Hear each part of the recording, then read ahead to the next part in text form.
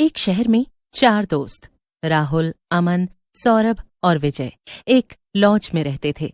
Horror movie और डरावने किस्से सुनना देखना उनका शौक था।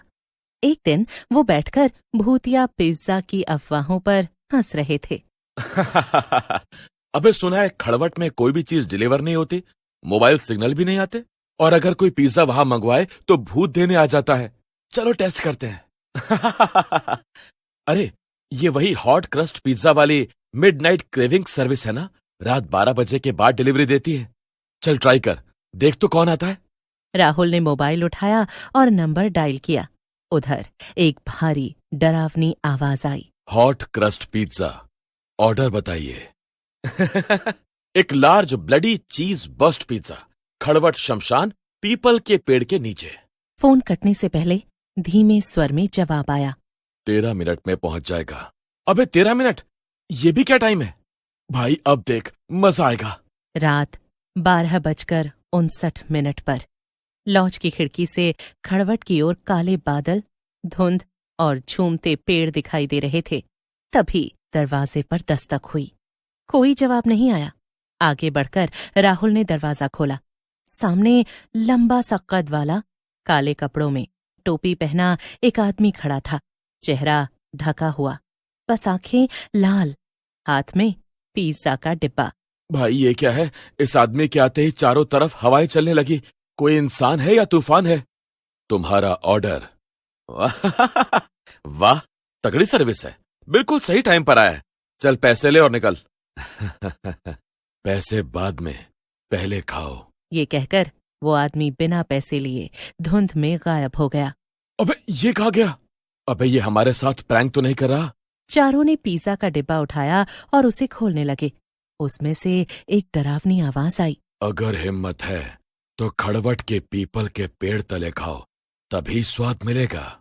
लगता है कोई हॉरर गेम है, पर उसे क्या पता कि हमें ऐसे गेम में ही तो मजा आता है। चलो भाई, वहां चलकर हम भी देख लेते हैं। चारों खड़वट की ओर निकल पड़े।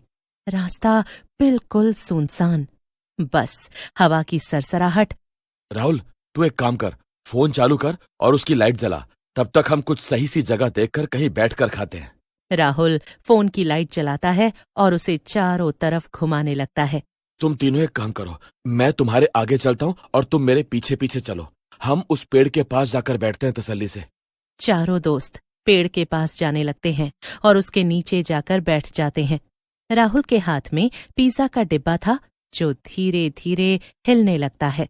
हम पहले से ही कितने डरे हुए हैं और अब ये पिज्जा हिलाकर हमें और मत डरा। पर भाई मैं तो कुछ कर ही नहीं रहा हूं, ये तो अपने आप ही हिल रहा है। भाई यार चलो, मुझे बहुत डर लग रहा है। तभी पिज्जा का डिब्बा अपने आप खुलने लगता है। डिब्बा खुला तो अंदर से गाढ़ा लाल धुआं उठा। पिज्जा का रंग भी अजीब मटमैला सा था। पिज्जा के 4 हिस्से थे। पिज्जा के अंदर से डरावनी आवाज आने लगी, हंसने की। चारों दोस्त एक दूसरे को देखते हैं और डरने लगते हैं। तभी डिब्बे के अंदर से भूतिया पिज्जा जोर से हंसकर बोलने लगता है। बहुत शौक है ना पिज्जा खाने का? तुमने पिज्जा मंगवाया था तो अब अपनी बारी पूरी करो। तभी पास के बरगद के पेड़ से भूत नीचे उतरने लगता है। अचानक ही आसपास की हवा बर्फ जैसी ठंडी हो गई।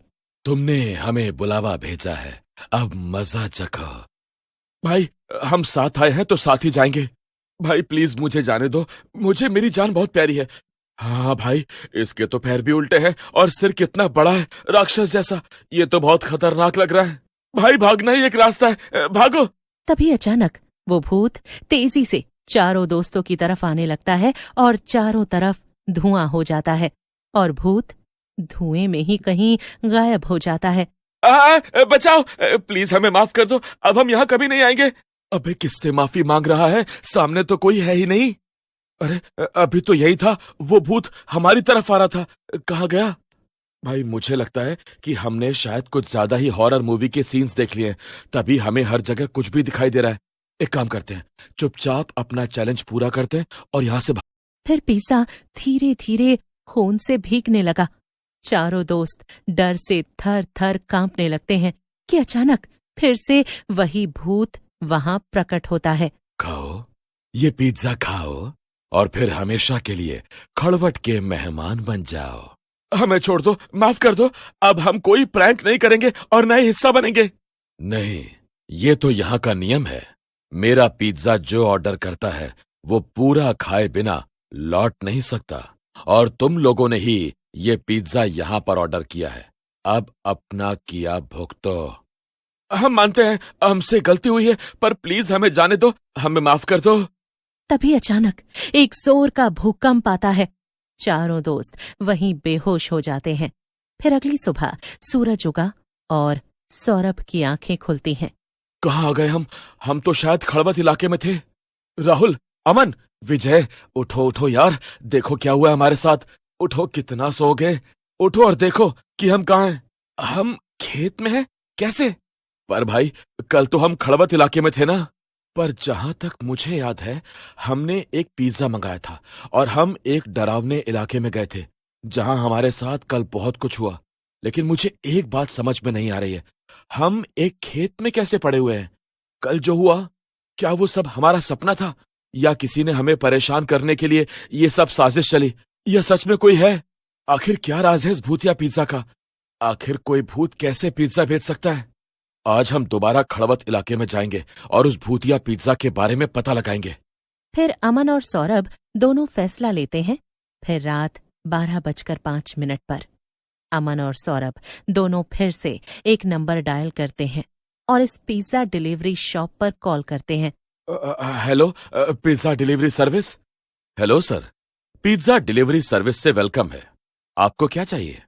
आपने जो कल चीज बस्ट पिज्जा भेजा था, वही हमें फिर से चाहिए।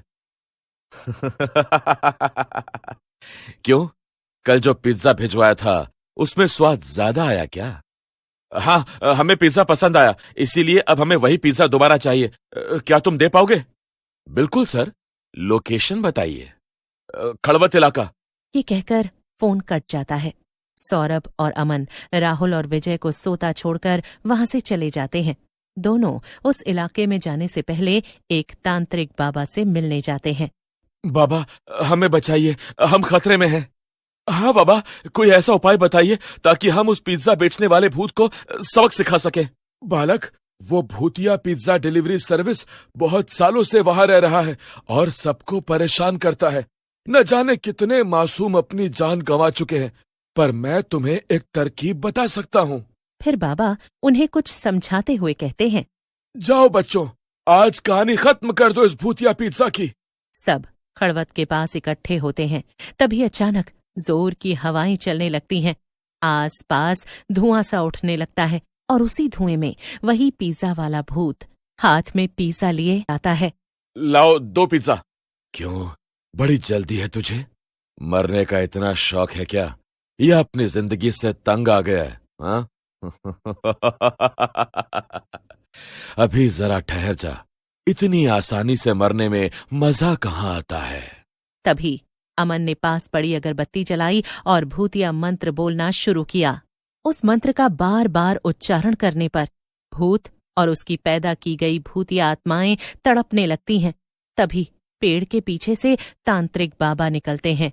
वो दोनों हिम्मत करके उन पवित्र अगरबत्तियों की राख को एक घेरे में बदलते हैं और उसमें खड़े हो जाते हैं। अब वो सुरक्षित थे। सौरभ, जल्दी से जलती हुई अगरबत्ती इन आत्माओं के ऊपर फेंक। जैसे ही ये जलेगी, इसकी ताकत भी कम हो जाएगी। सौरभ वैसा ही करता है। चारों पिज्जा स्लाइस से बनी आत्माएं जलने लगती हैं और पिज्जा के नष्ट होते ही भूत भी तड़पने लगता है। जैसे ही सूरज की पहली किरण पड़ी, सारा डरावना नजारा गायब हो गया।